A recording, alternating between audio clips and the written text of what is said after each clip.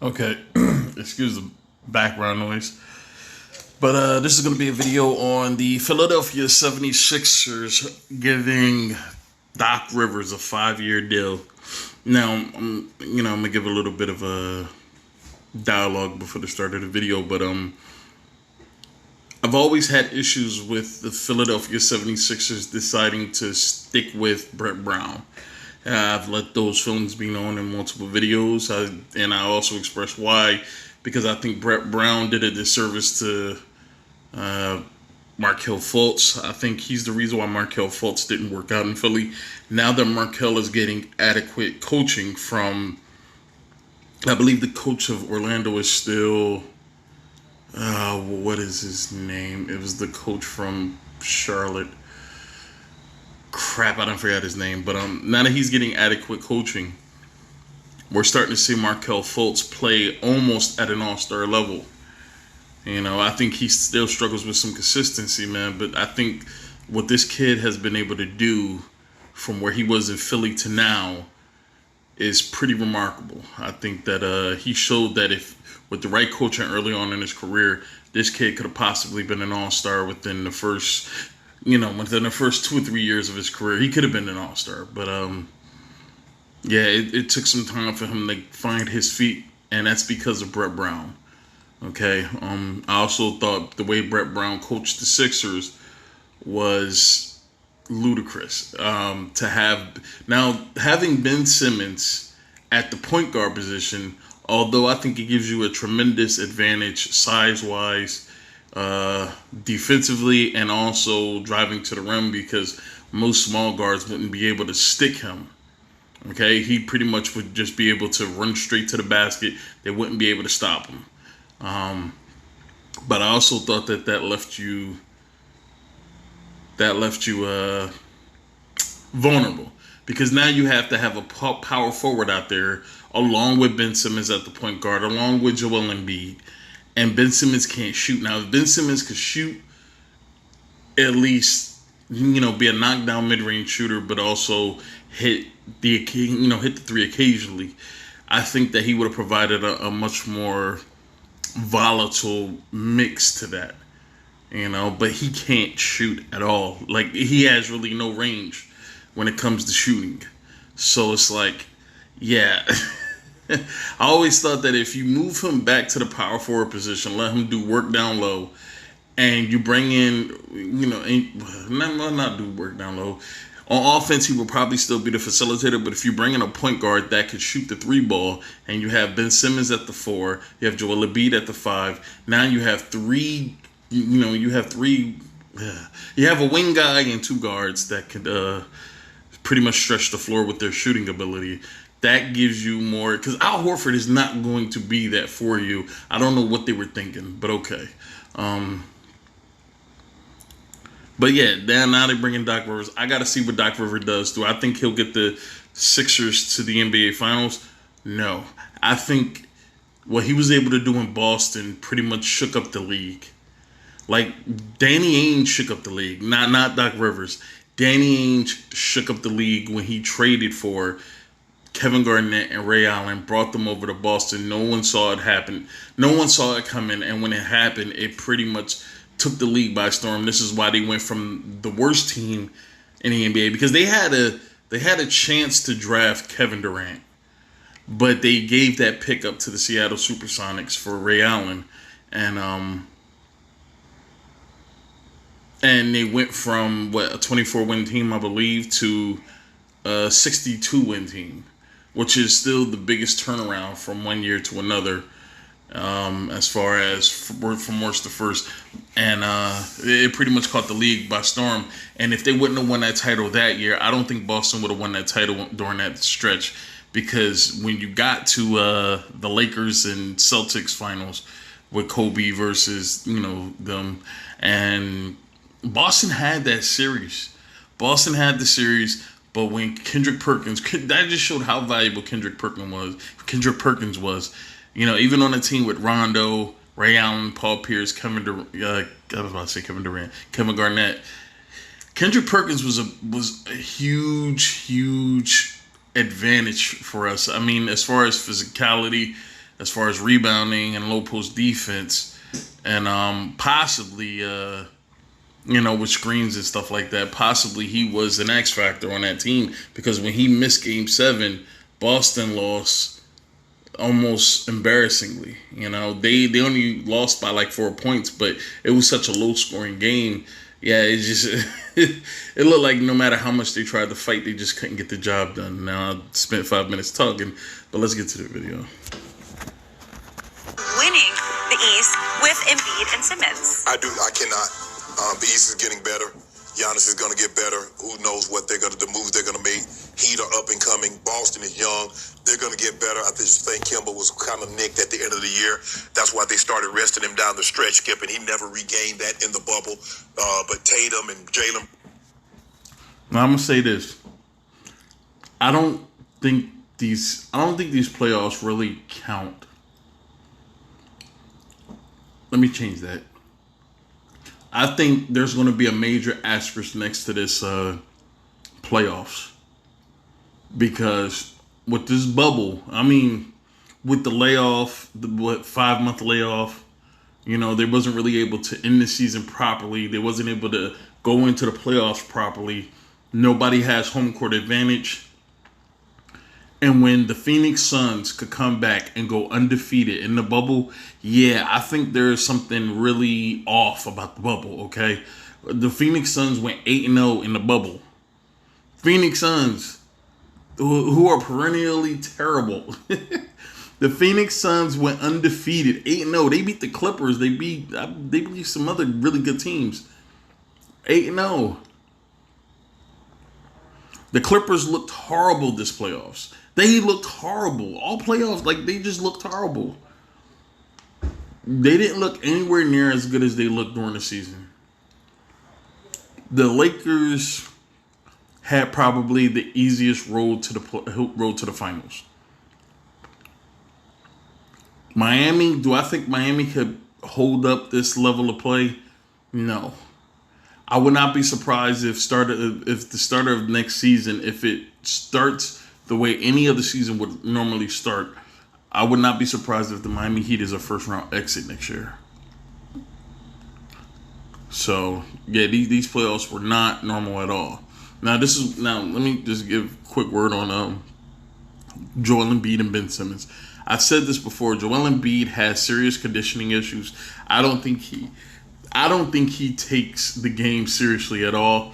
I think that he's grown accustomed to being like a stretch guy, where he plays like a guard, but he's big, he's strong, but he also has agility, which not too many big men have, which gives him an advantage. But I don't think he takes it seriously enough, because when Boston played Philadelphia a few years ago and Boston beat them 4-1 in 5 games in the second round, and I watched that series, I've said this many times, watching Joel Embiid go up against Al Horford was a joke, because Al Horford was not giving him anything. He was shutting him down, and post moves wasn't working. This is why Philly lost as badly as they did. Their big two did not play like they should have played, or as well as they should have played, and Boston destroyed them. Okay, Joel Embiid does not take his conditioning very seriously. He just doesn't, because there's no way you're still hurt as much as you were, but you look like you're playing. Like, it looks like your game is increasing, even if it's slightly, but your health is still deteriorating. It seems like at a fast rate. And Ben Simmons, I said this last year.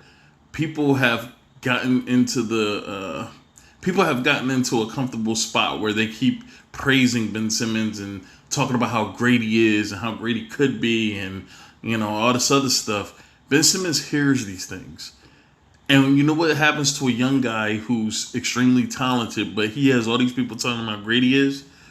Complacency. That's what happens. You get used to it. You think that, if I'm so great, I don't need to do anything to change. I don't need to be better because I'm already great. I'm already where I need to be. And that stunts his growth physically as far as the game goes. And Ben Simmons is stuck in that right now, where he's not growing because he thinks his game is so complete that he doesn't need to. They're not going to win with these guys. They don't take the game seriously at all. They're not going to win with them. Let's get to it. Ryan and Marcus Smart, they got the makings of a really good team. Nets now have KD and Kyrie, and they're probably going to have Karis LeVert. They're going to. No, I don't. The question is, I think one of the reasons Doc was hired, Skip, is that they believe he can get through to Joel Embiid. Joel, you need to take it serious. You bull jiving. Who you kidding? You're not in shape. You make it up the court 2 times and you're tired. You lagging, you're last guy on the court. You're not training, you don't take your training serious, you don't take your nutrition serious, you don't take the game serious. You bull jiving. I mean, look at this dude's, like, look at him right there in that lower left corner, man. Like, look at him. He looks like a homeless guy. Why does he look like he's trying to recreate the role of Denzel's character in He Got Game, bro? He looks like a younger version of that guy. Like, he looks homeless. It looks like he doesn't even shave or anything or, get a haircut. I mean, this dude does not take anything seriously. I wouldn't be surprised if he spends most of his money on video games and cars and all this other shit, man. Just being a kid enjoying his money. I wouldn't be surprised, Look, James Harrison had one of the most committed attitudes to improving his body every single year, where he spends $500,000 on his body. Every offseason, he spends $500,000 on improving his body. I don't think you don't have to spend that kind of money, but the time it takes for you to put that much effort into you making sure that you're able to go, I don't think Joel does that. And I think that's why his injuries aren't getting better. You're fooling yourself.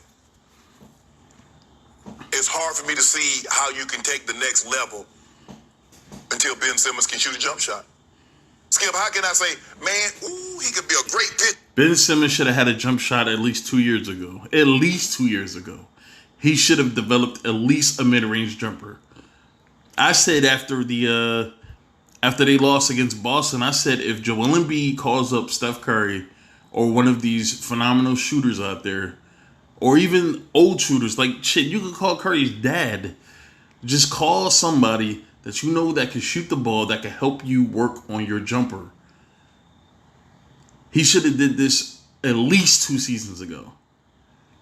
But he never did. He was complacent, man. And this is what happens when you watch sports television. This is what happens when you watch this shit. You either question your game or you believe your game is complete. And it's like, I don't know, bro. Like Ben Simmons, man, he should have developed this shot a long time ago. If he can just locate the ball. What kind of bull job is that, Skip? You're a basketball player. At some point in time, you're the point guard and you're not gonna shoot no jump shots. I just don't see it. I don't. This is why you need to take him off the perimeter. You need to put him back in the fucking paint.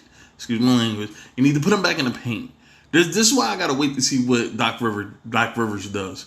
And I don't know if Doc Rivers knows what he's doing if he puts Ben Simmons back at the 4 and at least bring in a point guard to shoot and defend. If you could bring in a 3-and-D guy at the point guard position and just have Ben Simmons facilitate, because then you bring the power forward out of the paint. You bring him away from the paint. You bring him out to the perimeter. Now, if you don't have a coordinated guy covering Ben Simmons out there at the perimeter, it's Ben Simmons taking advantage of that, and also you take a guy out of the paint, so it weakens low post defense for the other team. I mean, if he does something like that, we'll know. I don't like the pairing, Skip. I really don't. But Joel Embiid, Ben Simmons needs to work on a shot and feel comfortable enough in the game to shoot it. Joel Embiid needs to take training, take nutrition serious. Take the game serious. You know how I knew the Sixers was going to have a rough year this year?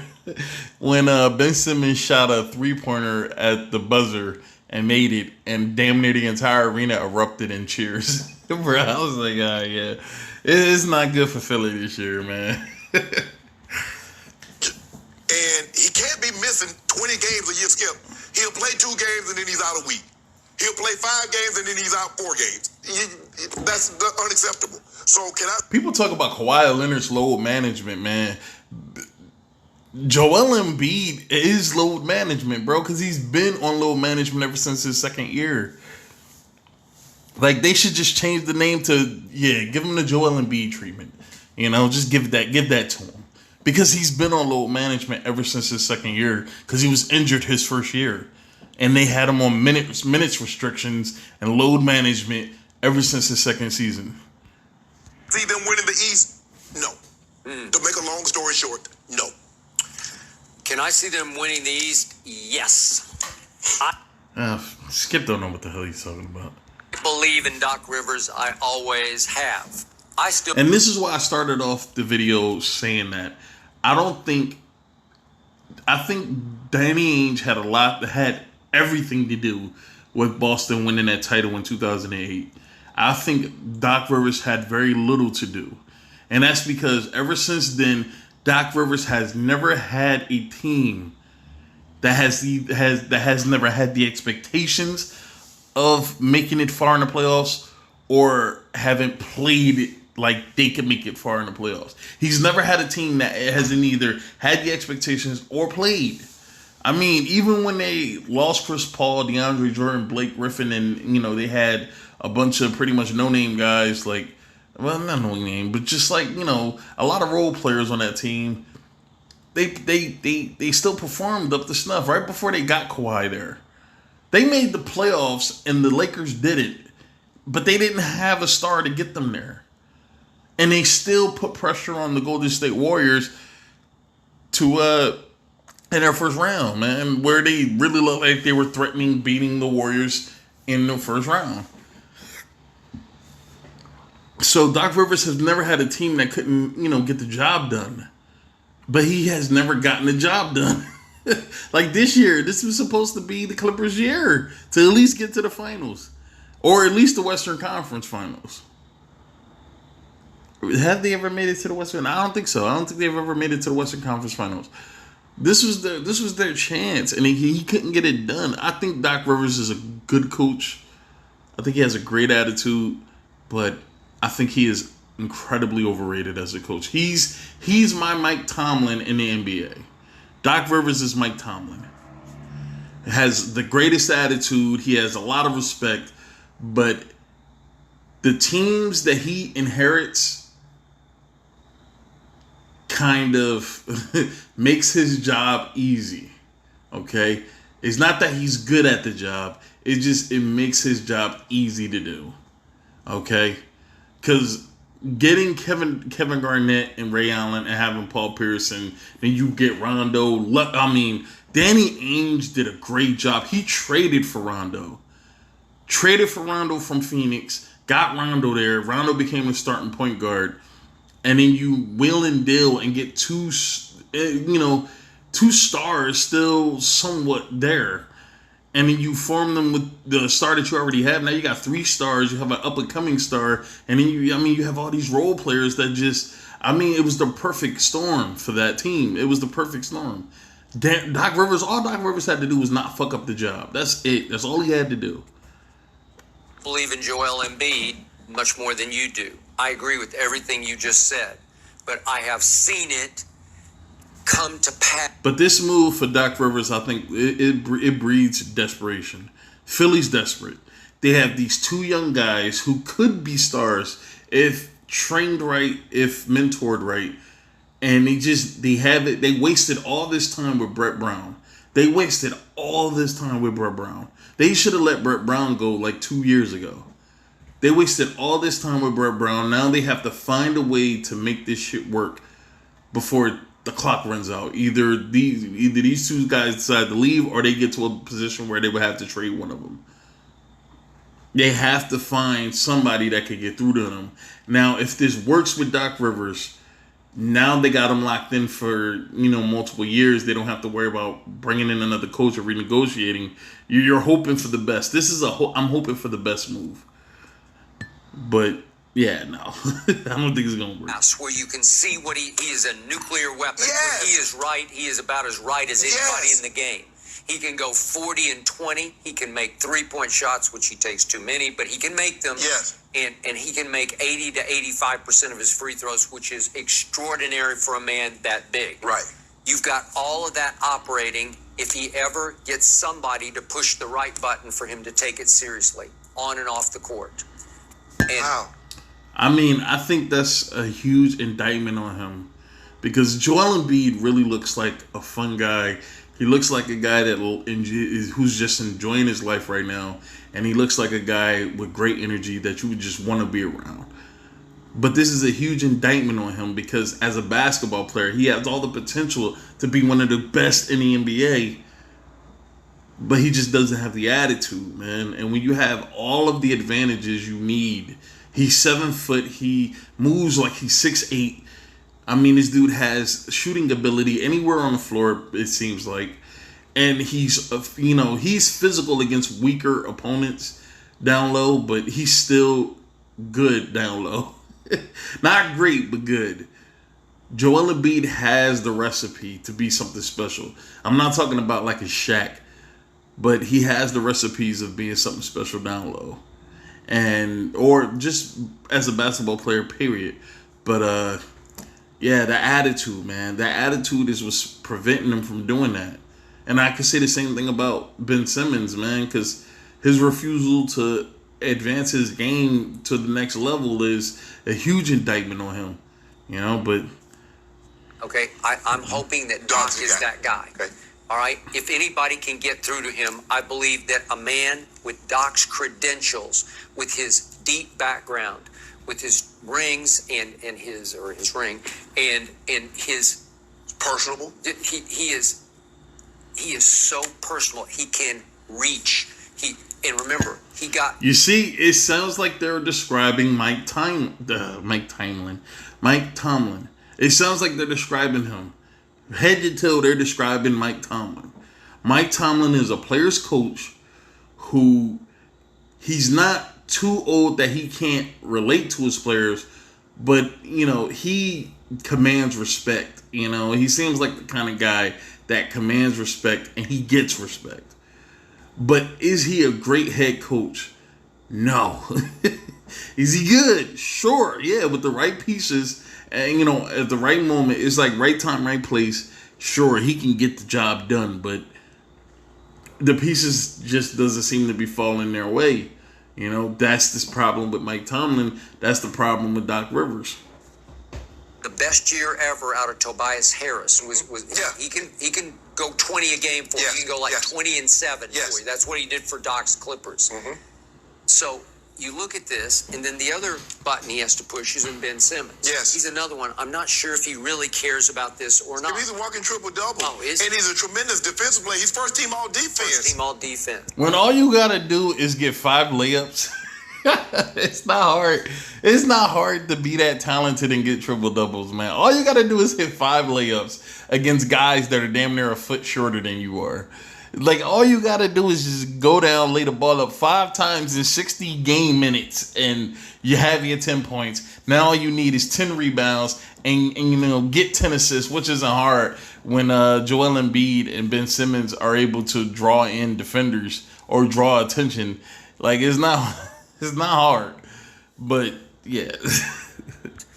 And I'm guessing Doc is thinking we need a point guard, and it could be Ben Simmons. Would he take that role? But he has to. Ben Simmons is not a fucking point guard. I see, and if he does that, if he goes into this job with Ben Simmons is my point guard, Joel Embiid is my center. Ben Simmons is not a point guard. You need to put him back at the forward. Now, see, LeBron stays at the small forward position, but that doesn't mean that he's not facilitating.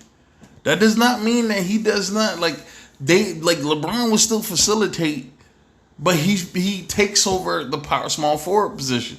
And then you have a point guard. And this is why I think it worked with Kyrie, is because Kyrie was a shooter. He's not really a facilitator. LeBron could take over that responsibility. But you still got, that's what Ben Simmons has to do.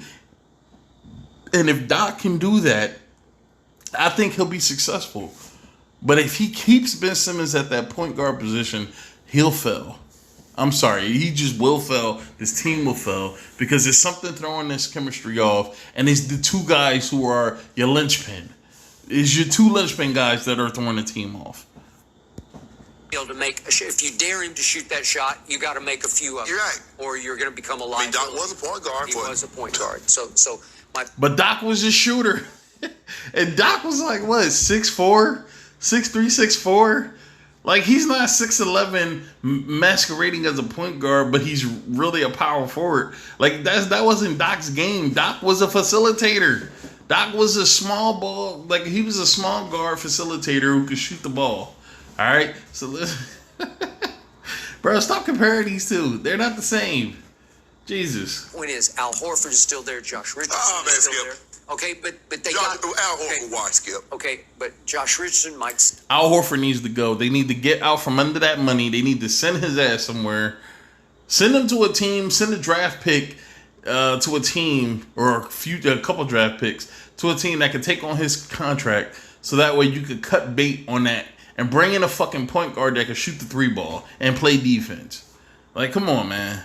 Got Shake Milton. Yeah. You know, they have pieces to puzzle that look like it almost worked. I mean, in 18-19, they went 51-31, and who made the luckiest shot in the history of the playoffs? They lost in the second round for a second time in a row. Might have been the third time in a row. I can't remember which. I think it was the second time in a row they lost in the second round. And then they lost in the second round again this year. Like, they just can't get past that second round. So they're not close to anything. They're not close at all. I'm sorry. Yeah. Kawhi made that shot, right? But that kept them. You like the Sixers better when they had spacers. They had Bellinelli. They did. They had Ilyasova. They were really good. Now, This is why I'm saying, if you move Ben Simmons back to the 4 and you bring in the point guard that can shoot the ball, you have those spacers again.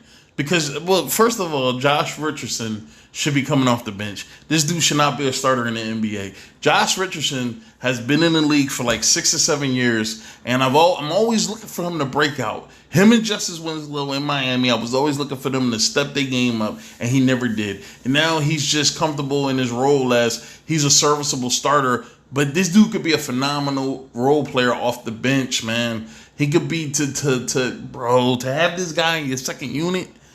Like, I think Josh Richardson could take his game to the next level playing like a Manu Ginobili style role, where you can still give him starter minutes, but bring him off the bench, bring him with the second unit, man. He gives you tremendous defensive ability, but he can also somewhat shoot. But his shooting ability as a starter is not as good as it would be if he was coming off the bench, because he would be giving you some pretty, like, if he could give you 10 to 20 points off the bench, you know, any given night, bro, like that's a huge help. All right, but they need to bring some guys in, man. They need to bring in some 3-point shooters. The Celtics blew them out in 5 games. But now, Skip, you bring Al Horford and Ben Simmons. Where's the space? You got 2 guys that operate. You know, yeah, both guys can shoot threes. And it's a shame that Al Horford, who wasn't originally a shooter, is a better shooter than your point guard. Bruh, Al Horford was injured. So Al Horford was Joel Embiid before Joel Embiid got to the league, and it's like all that injury injury curse that Al Horford had early on in his career passed on to Joel Embiid. Because ever since Joel Embiid came to the league, Al Horford has been able to stay healthy. I don't know what it is, bro. I think it's a curse that he like passed on. But seriously, like, it's a shame when your power forward, who was originally a center, but was originally a center who was a low post guy, is now a better shooter than your point guard. I mean, inside, outside, better shooter. But Al Horford wants to play like a small. You're big, bro. Yep, but the telltale sign to me was Doc gonna. And I think this is why Al Horford was able to stay as healthy as he has been, is because he stopped subjecting himself to that damage down low. Like, he's starting to move around. He's starting to play around the perimeter a lot more, which is taking a lot of I think the way the game is now has done wonders for Al Horford. He's able to stay a lot more healthy now because he's not taking a punishment down low anymore. But, yeah, I don't know. You might have to get rid of Al Horford. I'm done. I think I made my point. But, we'll see, man. Let's see what happens.